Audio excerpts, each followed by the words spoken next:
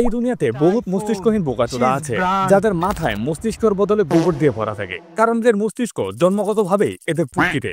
এর মধ্যে এই বোকাচোদা অন্যতম।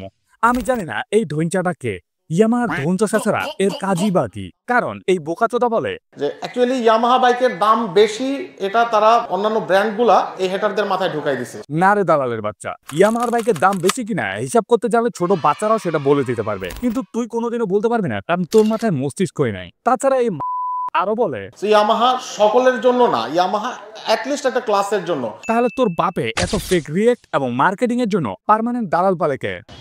এই বোকাচোদা আরো বলে ইয়ামাহা গ্লোবাল ব্র্যান্ড। গ্লোবাল ব্র্যান্ডের মানে বুঝোস তুই? ইয়ামাহার বাইরে যে বাংলাদেশে অন্যান্য ব্র্যান্ডগুলো আছে ওগুলাকে গ্লোবাল ব্র্যান্ড না? সত্যি বলতে নিজের জন্মদাতা পিতার ভুলও মানুষের চোখে পড়ে, তবে এদের সেকেন্ড বাপের ভুল কোনোদিনও এদের চোখে পড়বে না, কারণ যার ধনচুষে এদের সংসার চলে তার ভুল ধরতে গেলে তো কোম্পানি থেকে বলে বসবে। অন্যদিকে আমাদের মিস চকলেট, উনার কয়েকটা ভিডিও দেখার পর আমি ভাবলাম হয়তো ক্লাসিক চকলেট ইজ ব্যাক। তবে উনি কিছুদিন আগে প্রায় 35 মিনিটের একটা ভিডিও আপলোড দেয়, যেখানে অনেক সুন্দর সুন্দর কথাবার্তার পাশাপাশি তিনি এমন কিছু কথা বলেছেন যা শোনার পর আমার কাছে মনে হয়েছে হয়তো বয়স বৃদ্ধির সাথে সাথে ওনার জ্ঞান বুদ্ধি সবই লোপ পেয়ে যাচ্ছে। যেমন উনি নিজে একজন টপ লেভেলের দালাল হওয়া সত্ত্বেও উনার এই ফুল ভিডিওতে উনাকে নিয়ে আলোচনাকারীদের হেয় সাব্যস্ত করে দালাল প্রমাণ করার চেষ্টা করেছে। যেমন উনি 8 মিনিট 8 সেকেন্ডে বলেছে অমুক ব্র্যান্ডের বাইকের থেকে যে দাম কম, এইটা সে কেন বলে? এটা সে বলে কারণ তাকে বলে দেওয়া হয়েছে তুমি যদি এই জিনিসটা বলো তাহলে একটু তুমি বেশি বেনিফিট পাবা। আচ্ছা সিনিয়র বোকাচোদা ভাই, সবাইকে কি আপনার মতোই দালাল মনে হয়? কোন বাইকটার থেকে কোন বাইকটার দাম বেশি সেটা তো ক্যালকুলেশন করলে সবাই এমনিতেই বুঝে যায়। এই জিনিসটা আবার কোম্পানি থেকে বলানোর কি আছে? তাছাড়া আমার কাছে সব থেকে হাস্যকর লেগেছে 11 মিনিট 30 সেকেন্ডের এই কথাটা। একটা মানুষের যদি শুধু টাকার উদ্দেশ্যই থাকতো তাহলে সে এত ট্রাভেল করতো না। একটা ট্যুরে অনেক টাকা খরচ হয়। ভাই টাকা কামানোটা আমার মূল উদ্দেশ্য না, আমি বাইকিংটাকে ভালোবাসি। অথচ কয়েক মিনিটের ব্যবধানে 15 মিনিট 34 সেকেন্ড আবার নিজেই বলতেছে আমাকে বিভিন্ন ব্র্যান্ড সাপোর্ট করবে, তাদের সাপোর্টেই তো আমি ট্যুর করব। এটাকে বলা হয় গাঞ্জা ইফেক্ট। ও গাঞ্জা গাঞ্জা। 13 মিনিট 45 সেকেন্ডে বদ্দায় আরো বলতেছে আমি এই দুপুরবেলায় 12টা একটা সময় আসছি এখানে, 12টা একটা না এখন বাজে 2টা বাজে এখানে আসছি, বাইকের পলিশ করতেছি, আমার গায়ের রং কালো হয়ে যাচ্ছে।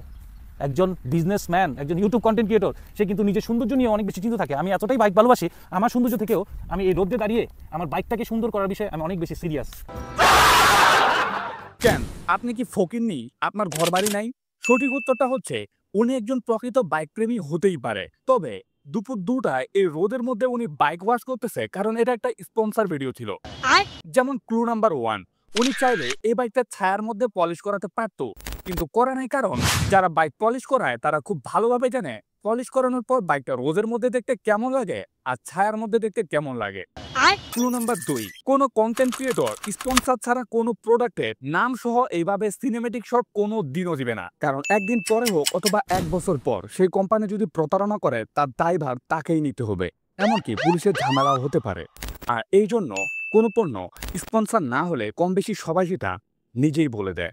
এখন প্রশ্ন আসতেই পারে, তো আমরা যেহেতু রিয়েল লাইফ ব্লগ করি, আমরা আসলে কতটুকু মিথ্যা আপনাদেরকে তুলে ধরতে পারবো বলে? উত্তরটা তো দিয়ে দিলাম। আপনারা এভাবে সত্যকে মিথ্যা আর মিথ্যাকে সত্য বানান। এই সিনিয়র ছাগল আরো বলে আপনার অ্যাবিলিটি কম, আপনি একটা বাইক ক্রয় করতে পারছেন না, আপনার কাছে মনে হচ্ছে এই বাইকটার দাম বেশি, ওকে আপনি সেই বাইকটা কিনবেন না।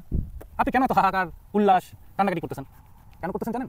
কারণ যে বাইকটার জন্য আপনি হইচই করছেন, যে বাইকটার দাম বেশি বলে চেঁচাচ্ছেন, সেই বাইকটাই সেরা, সেই ব্র্যান্ডটাই সেরা, যার কারণে আপনার অনেক মাথা ব্যথা। আপনি কেন কিনতে পারছেন না? এটা একটা মাথা ব্যথা হতে পারে, আরেকটা মাথা ব্যথা হতে পারে আপনার হিংসা। ওনার লজিক অনুযায়ী চালের দাম 500 টাকা হলেও আপনি বলতে পারবেন না এটার দাম বেশি বা দামটা অযৌক্তি, কারণ এটা বললে আপনি হিংসা করতেছেন। বাহ চুরির ভাই বাহ, কি লজিকটাই না দিছেন। সব থেকে হাস্যকর বিষয় হচ্ছে উনি কোনো ব্র্যান্ডকে বড় করার জন্য আরেকটা ব্র্যান্ডকে ছোট করেন না। অথচ রয়্যাল এনফিল্ড যখন বাংলাদেশে লঞ্চ হয় তখন সবাই যখন এই বাইকটার বেসিক ইনফরমেশনগুলো শেয়ার করতেছিল, তখন এই মানুষটা তার পছন্দের কোম্পানিকে বড় করার জন্য রয়্যাল এনফিল্ডের বাইকগুলো হাতে না পেয়ে সে বাইকগুলো ব্যাড সাইড শেয়ার করতে ব্যস্ত ছিল। এর মধ্যে সবচেয়ে ভাইরাল ক্লিপ ছিল এটা।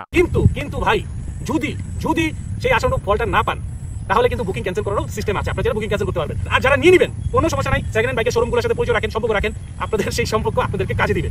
সত্যি বলতে কুত্তার লেজও একদিন না একদিন সোজা হতে পারে, কিন্তু এই চকলেট বাইকার হয়তোবা কোনো দিনও সোজা হবে না। আর এই মানুষটাই বলে উনি নাকি ওনার ভিউয়ারদের মনের কথা বুঝেন, আমার ধন বুঝেন মিয়া। আর যাব না বেগুন তুলিতে। না